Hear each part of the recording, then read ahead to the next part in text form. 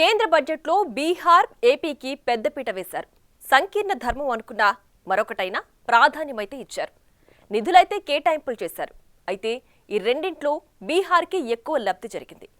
ఏపీకి ఇచ్చిన హామీల్లోనూ clarity miss అయిందన్న వాదన అయితే వినిపిస్తోంది. తూర్పు రాష్ట్రాల కోసం పూర్వోదయ తెచ్చారు.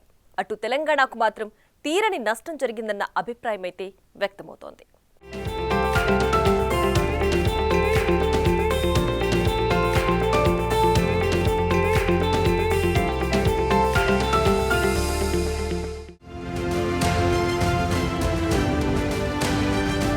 ఆంధ్రప్రదేశ్ పునర్వ్యవస్థీకరణ చట్టం అమలుకు కట్టుబడి ఉన్నామని బడ్జెట్లో కేంద్ర ప్రభుత్వం ప్రత్యేకంగా ప్రస్తావించింది. రాష్ట్రానికి రాజధాని అవసరాన్ని గుర్తించి అమరావతికి 15,000 కోట్ల రూపాయల ప్రత్యేక సాయాన్ని ఈ ఆర్థిక సంవత్సరంలోనే అందిస్తామని బడ్జెట్లో నిర్మలా సీతారామన్ ప్రకటించారు. అవసరాన్ని బట్టి వివిధ ఏజెన్సీల ద్వారా మరిన్ని నిధులు కేటాయిస్తామని హామీ ఇచ్చారు. పోలవరం ప్రాజెక్టును కూడా వెంటనే పూర్తి చేసేందుకు కృషి చేస్తామన్నారు. ఆంధ్రప్రదేశ్ రాష్ట్రం రైతులకు జీవనాడి పోలవరమని, అంతేకాదు దేశ ఆహార భద్రతకు ఆ ప్రాజెక్టు ఎంతో కీలకమైందని బడ్జెట్లో ప్రస్తావించారు. అందుకే పోలవరం నిర్మాణం వెంటనే జరిగేలా చూస్తామన్నారు.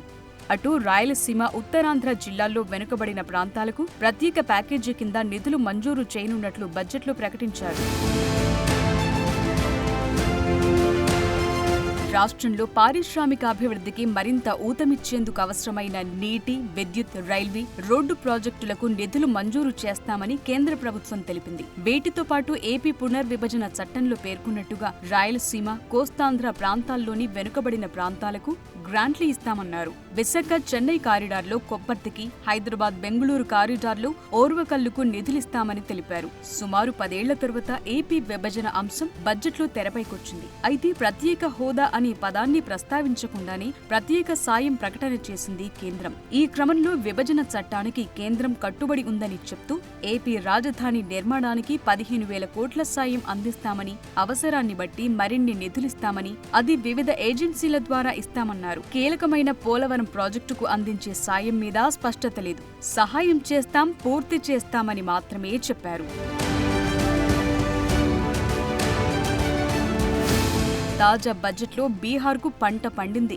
నితీష్ కుమార్ సూపర్ హిట్ కొట్టారు. ముఖ్యంగా బీహార్లో రోడ్ల అభివృద్ధి కోసం కేంద్రం భారీగా కేటాయింపులు జరిపింది. ఇందుకోసం మొత్తంగా 26,000 కోట్ల ఆర్థిక సాయం అందిస్తామన్నారు. నేషనల్ హైవేస్ కోసమే 20,000 కోట్లు కేటాయించనున్నట్లు ప్రకటించింది. పాట్నా, పూర్నియాలను కలుపుతూ ఎక్స్ప్రెస్ వే అభివృద్ధి చేయటం, బక్సర్, భాగల్పూర్, బోధ్గయ, రాజ్గిరి, వైశాలి, దర్భంగాలను లింక్ చేయడానికి హామీ ఇచ్చారు.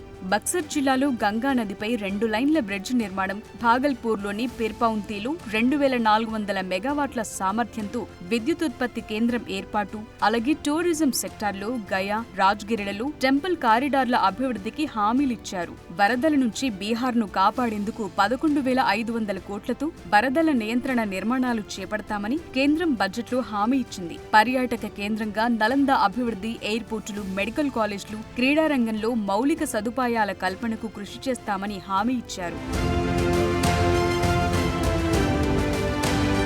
ఉపాధి, నైపుణ్యం కోసం బడ్జెట్లో తొలిసారి ప్రతిపాదనలు చేశారు. ఫస్ట్ టైమర్స్ కోసం తయారీ రంగంలో ఉద్యోగాల కల్పన కోసం స్కీమ్ బి, యజమానులకు మద్దతిచ్చేందుకు స్కీమ్ సిని కేంద్రం ప్రకటించింది. ఈ 3 స్కీమ్ల ద్వారా ఉద్యోగాలను కల్పించనున్నారు. కొత్తగా ఉద్యోగాల్లో చేరేవారి కోసం ఈపీఎఫ్ఓ పథకం, 20 లక్షల మంది యువత శిక్షణకు సరికొత్త కార్యక్రమం లాంటివి ఇందులో ఉన్నాయి. तो जो विकसित भारत के जो 9 पैरामीटर फाइनेंस मिनिस्टर बोल रही थी, 9 क्षेत्रों को उनमें प्राथमिकता देने की बात कही गई थी, उसमें जो सबसे बड़ी बात हुई है इस बजट में वो ये है, खासियत इस बजट की ये है कि पिछले कई सालों से देखा जा रहा था कि भारत की विकास दर तो है अच्छी ज़्यादा, दुनिया में सबसे ज़्यादा तेज गति से विकास कर रहे हैं, पर विकास के साथ साथ जो है उसमें रोजगार नहीं पैदा हो रहे थे। तो सबसे पहले हमने जो है उत्पादन बढ़ाने के लिए, विकास करने के लिए तो प्रोडक्शन लिंक इंसेंटिव दे दिया था कि उत्पादन आप बढ़ाएंगे तो हम सरकार आपको सहायता देगी। तो इस बार पहली बार ये कहा गया है इस बजट में कि हम एम्प्लॉयमेंट लिंक्ड इंसेंटिव देंगे। यदि आप लोगों को रोजगार देते हैं, रोजगार बढ़ता है, आपके यहाँ ज़्यादा रोजगार होते हैं, तो हम आपको प्रोत्साहन देंगे। तो इसीलिए बहुत सारी स्कीम इसमें एम्प्लॉयमेंट लिंक्ड इंसेंटिव के अंतर्गत आई हैं, और खासकर एमएसएमई सेक्टर को और ऐसे सेक्टर जो कि एम्प्लॉयमेंट को जनरेट करने वाले हैं उसको इसमें जो है प्राथमिकता दी गई है, उसके लिए कुछ ना कुछ इसमें प्रावधान किए गए हैं।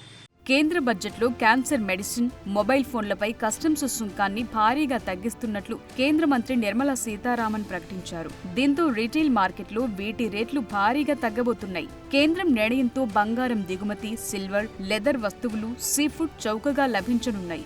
బంగారం, వెండిపై 6% వరకు దిగుమతి సుంకాన్ని తగ్గిస్తున్నట్లు ప్రకటించడంతో రీటైల్ డిమాండ్ పెరుగుతుందని, దీంతో స్మగ్లింగ్ కు 0 బిల్లులకు చెక్ పడుతుందని పరిశ్రమ వర్గాలు భావిస్తున్నాయి. బంగారంపై ఉన్న బేసిక్ కస్టమ్స్ డ్యూటీని ఈసారి బడ్జెట్లో తగ్గించారు. గోల్డ్, సిల్వర్ వస్తువులు, కడ్డీలపై కస్టమ్స్ డ్యూటీని 15% నుంచి 6%కి కుదించారు. ఇక ప్లాటినం, పలాడియం, ఓస్మియం, రుథేనియం, ఇరీడియంపై 15.4% నుంచి 6.4%కి తగ్గించారు. బడ్జెట్లో అలా గోల్డ్, సిల్వర్ పై కస్టమ్స్ డ్యూటీ తగ్గించగానే ఇలా వారి రేట్లు భారీగా తగ్గిపోయాయి.